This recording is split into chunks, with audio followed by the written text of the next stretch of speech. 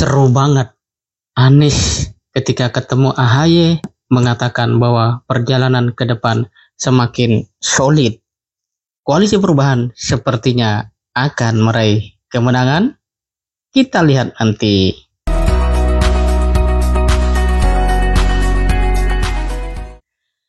Assalamualaikum warahmatullahi wabarakatuh, sahabat kalian yang dirahmati Allah. Temui AHY, Anies mengatakan bahwa perjalanan ke depan semakin solid. Itu ia sampaikan ketika bertemu dengan Ketua Umum Partai Demokrat Agus Harimurti Yudhoyono di kantor DPP Partai Demokrat Jakarta.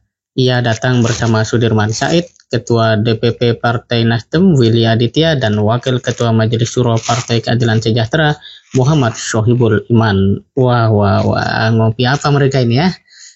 Usai pertemuan tersebut, Anies berterima kasih kepada AHY yang kali ini menjadi tuan rumah tim kecil Partai Nasdem, Demokrat, dan PKS.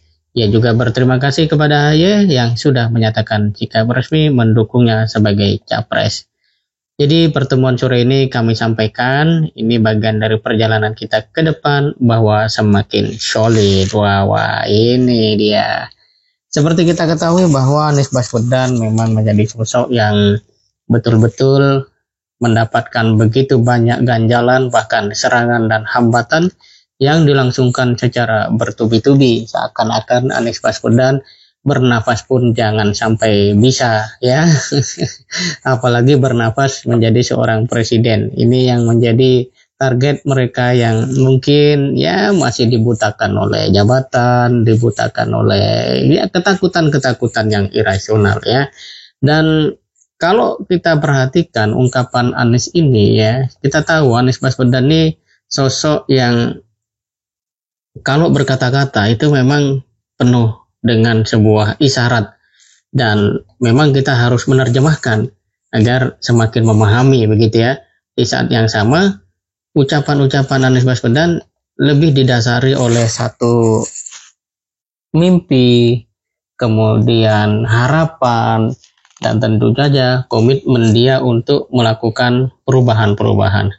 Nah, kalau kita mau tahu, bisa kita salah satunya melihat dengan membaca buku yang ditulis oleh Syafiq Basri yang berjudulnya Melampaui Mimpi. Wah, ini ya, Anies Baswedan memang selalu punya cita-cita, selalu punya harapan, punya komitmen, dan ingin turun tangan. Maka kalau kemudian muncul kalimat-kalimat yang katakan menggugah, yaitu memang sebuah efek dari luasnya visi dan cita-cita seorang Anies Baswedan itu. Kita coba lihat saja, misalnya di sini disampaikan oleh Syafiq.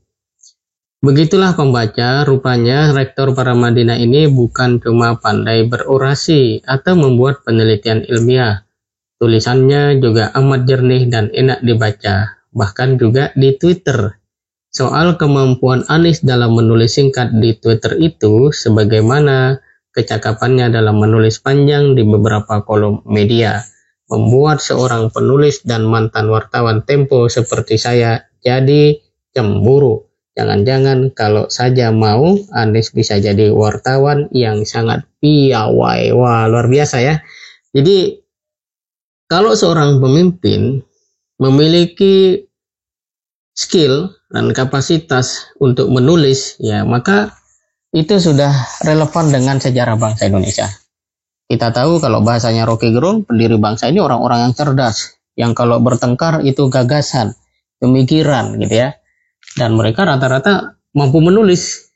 Nah, jadi dari ukuran sejarah saja, kita sudah bisa membuat asumsi bahwa Anies Baswedan ya, dalam timbangan sejarah mereka yang punya kontribusi besar dalam kemerdekaan Indonesia itu adalah orang yang gemar menulis, gemar membaca. Dan Anies bisa nulis serius, panjang lebar di kolom media, dan bisa menulis singkat, padat, dan tetap memberikan sebuah rasa penasaran orang untuk terus belajar. Ini satu hal yang menurut saya adalah fakta yang penting untuk kita perhatikan, ya.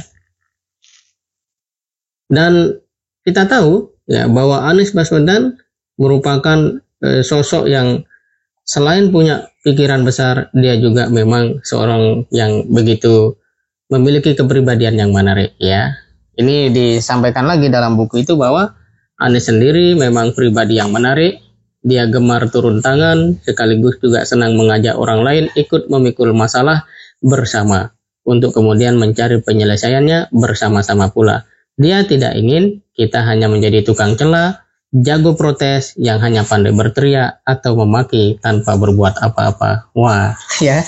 Jadi ada karakter terbentuk.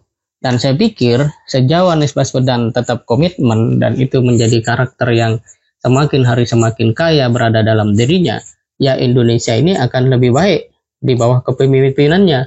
Itu logika, ya hampir pasti seperti itu. Ya, memang pertanyaannya apakah Anies bisa menghadapi ya katakanlah tantangan ke depan termasuk oligarki.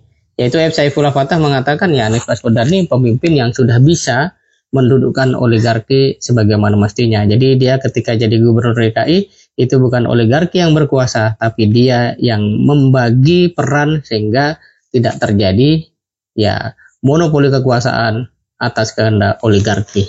Ya itu sendiri ya. Dan sahabat sekalian, kita coba perhatikan ini.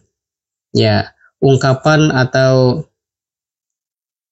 tulisan dari Anies Baswedan di Twitter itu. Ini lengkap ya, di buku itu ditulis bahwa Anies membuat kicauan 8 Desember 2013 pukul 16.08 ya. Dituliskan di situ, bisa melihat perubahan itu biasa, bisa membuat perubahan itu baru keren. Wah, itu luar biasa ya.